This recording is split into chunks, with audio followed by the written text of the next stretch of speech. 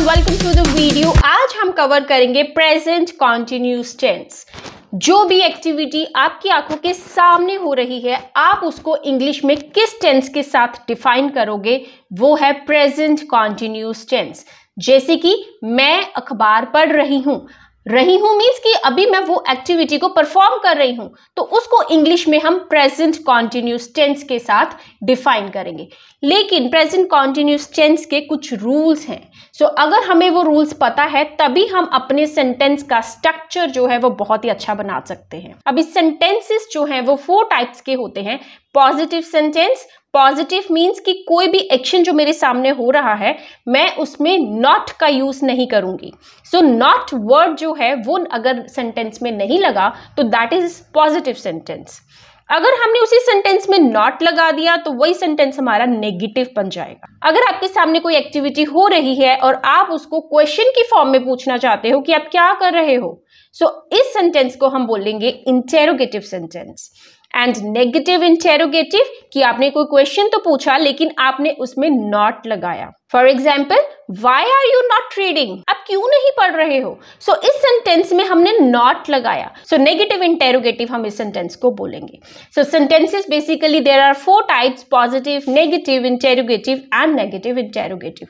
लेकिन आज की वीडियो में हम डिटेल में समझेंगे कि प्रेजेंट कॉन्टिन्यूस टेंस के क्या रूल्स हैं। अगर हमने ये चारों सेंटेंसेस फॉर्म करने हैं तो हम कौन से रूल्स लगाएंगे ताकि हमारा जो इंग्लिश का सेंटेंस स्ट्रक्चर है वो बहुत ही बढ़िया हो सके without any grammar mistake. Okay, तो चलिए स्टार्ट करते हैं वीडियो को और समझते हैं प्रेजेंट कॉन्टिन्यूस टेंस। अभी हमने पढ़ा कि सेंटेंसेस के 4 स्ट्रक्चर्स हैं। तो सबसे पहले हम करेंगे पॉजिटिव सेंटेंस कि अगर हमने कोई पॉजिटिव सेंटेंस बोलना है इंग्लिश में तो हम कौन से रूल जो है वो लगा सकते हैं ताकि हमारे सेंटेंस की फॉर्मेशन ठीक हो। सो हमारा रूल है, फर्स्ट हमने लिखना है सब्जेक्ट। सब्जेक्ट मीन्स कि आपके सामने जो एक्टिविटी हो रही है वो एक्टिविटी कौन कर रहा है। क्या आप कर रहे हो, कोई और आपका फ्रेंड कर रहा है, या कोई और अदर पर्सन है? जब आप उसको उसके नाम से डिनोट करोगे तो वो बन जाएगा आपका सब्जेक्ट। सब्जेक्ट के बाद आपको इज, एम, आर लगाना है। These are the helping verbs.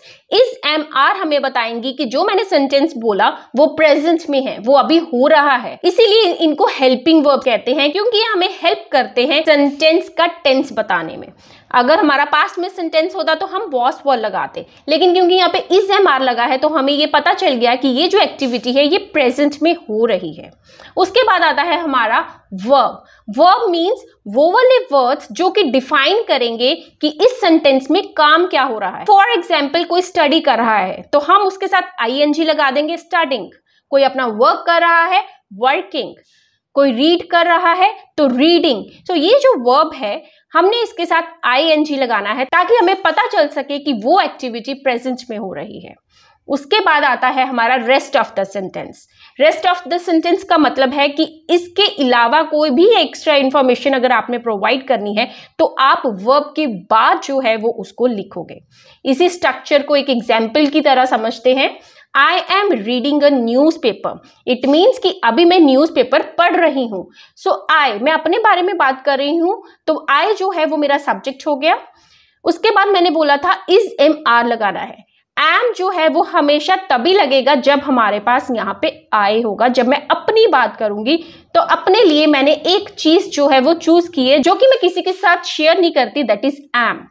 is और आर बहुत सारी चीजों के साथ हम लगाएंगे, लेकिन जब हम अपनी बात करेंगे, आई की बात होगी, तो हम क्या लगाएंगे, एम, क्योंकि हमने कुछ भी अपना शेयर नहीं करना। Okay, then reading.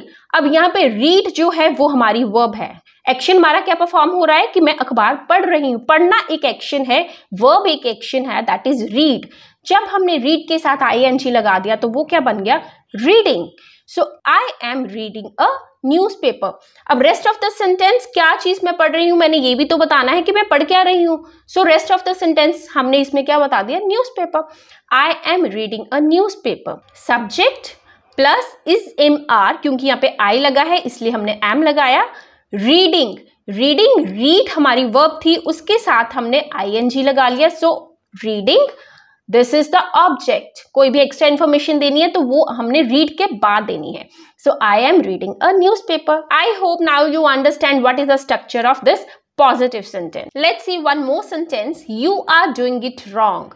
नाउ अब इसमें इस जो है वो सिंगुलर के साथ लगेगा। जब एक पर्सन की बात होगी तब हम इज लगाएंगे, लेकिन जब बहुत सारे पर्सन्स की बात होगी तो हम आर लगाएंगे। सो यहाँ पे हमने यू लगाया, यू में हमेशा आर ही लगेगा। बेशक जो है वो 2 पर्सन्स की बात हो या ग्रुप की बात हो, आर हमने प्लूरल के साथ लगाना है। When we are talking about a group or we are talking about more than 2 persons, then we need to write R here, okay? And after this, what is our rule? Verb plus ing. So do is a verb here and we are using it with ing. So ये do का क्या बन गया? Doing. You are doing it wrong. Let's see one more example. He is playing tennis. अब वो tennis खेल रहा है। He is a subject. उसके साथ मैंने इज लगाया because he is a singular, मैं एक पर्सन की बात कर रही हूँ। प्ले इज अ वर्ब, खेल रहा है, खेलना इज प्लेइंग। सो प्ले के साथ जो मैंने ing लगा दिया तो वो क्या बन गया? Playing. He is playing tennis. I hope these sentences are clear to you. Let's move towards the next form and that is negative sentence. अगर हमने इन्हीं सेंटेंसेस को नेगेटिव फॉर्म में करना है तो हम क्या करेंगे? रूल हमारा सेम ही रहेगा, बस हमने इसमें नॉट लगा देना है। सो सब्जेक्ट पहले लिखा था हमने, अभी भी पहले ही लिखना है। इज MR सेम ही रहेगा, पर उसके साथ हम लगाएंगे नॉट के बाद verb plus ing और rest of the sentence same ही चलेगा। So is MR plus not plus ing. This is the formation. Let's see examples. हमारे पास sentence था I am reading a newspaper. अब हमने not कहाँ पे लगाना है? am के बाद। तो वो sentence क्या बन जाएगा? I am not reading a newspaper. पहले हमारा subject आ गया I, उसके साथ हमने helping verb लगा दिया, helping verb के साथ हमने not लगा दिया। I am not reading a newspaper. Next is you are not doing it wrong. Are helping verb है, उसके साथ हम not लगा देंगे and rest of the sentence would be same. So you are not doing it wrong. He is playing tennis. अब इसके साथ हम not लगाएंगे, so sentence क्या बनेगा? He is not playing tennis. I hope these sentences are also clear to you. Let's move towards the interrogative sentences. Now interrogative sentences means कि अब आप questions पूछने जा रहे हो। So जब आपने कोई क्वेश्चन पूछना होता है तो हम इस MR को सबसे पहले लेके आएंगे। हेल्पिंग वर्ब जो है वो स्टार्टिंग में आएगा, फिर हम सब्जेक्ट लगाएंगे और फिर हमारा verb plus ing and rest of the sentence. ये जो प्रोसीजर है ये सेम रहेगा, बस सब्जेक्ट ने अपनी प्लेस चेंज की है, इस MR पहले नंबर पे आ गया और फिर हम सब्जेक्ट लगाएंगे। जैसे कि यही वाला सेंटेंस अगर लेते हैं, आई am reading a news paper. अब एम ये हमारा हेल्पिंग वर्ब है, ये आगे चला जाएगा, तो सेंटेंस क्या बनेगा? Am I reading a news paper? क्या मैं न्यूज पेपर रीड कर रही हूँ? नेक्स्ट सेंटेंस था you are doing it wrong, तो ये कैसे बनेगा? आर आगे जाएगा और यू पीछे जाएगा। So are you doing it wrong? क्या ये तुम गलत कर रहे हो? He is playing tennis. Is he playing tennis? क्या वो टेनिस खेल रहा है? सो इस क्वेश्चन में मुझे इंफॉर्मेशन नहीं पता कि वो क्या कर रहा है, तो मैं पूछ भी सकती हूँ इज ही प्लेइंग टेनिस? क्या वो टेनिस खेल रहा है? So in this way you can structure your interrogative sentences. अगर आपको पॉजिटिव सेंटेंस इजीली बनाने आ गए हैं तो बाकी के जो सेंटेंसेस हैं वो आप बहुत ही आसानी से बना सकते हो। सो आपको स्ट्रक्चर जो है वो क्लियर होना चाहिए, subject plus is MR plus verb with ing and rest of the sentence.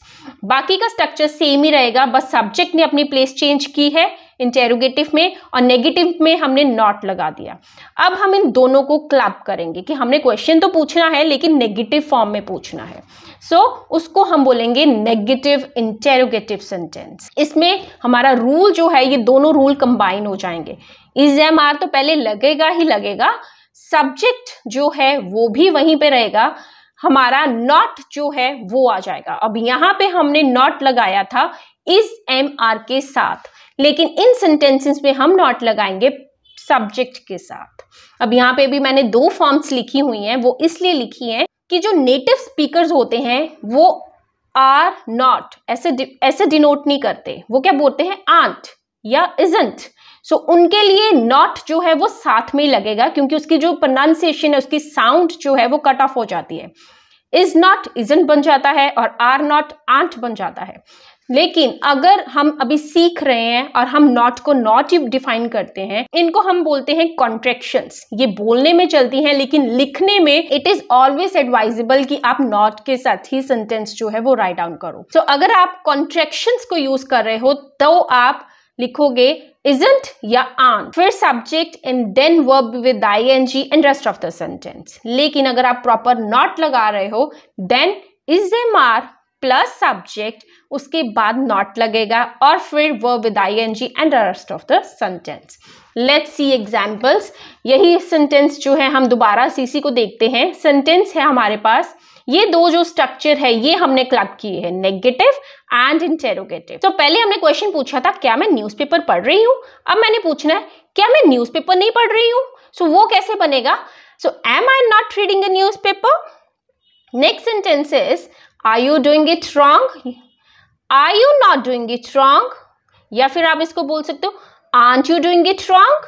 अगर आपने कॉन्ट्रैक्शन यूज करनी है तो वो बन जाएगा aunt you doing it wrong, not जो है वो आर के साथ ही जाएगा। लेकिन अगर आपको सिंपल सेंटेंस लिखना है या फिर प्रॉपर नॉट जो है वो बोलना है तो आप बोलोगे are you not doing it wrong.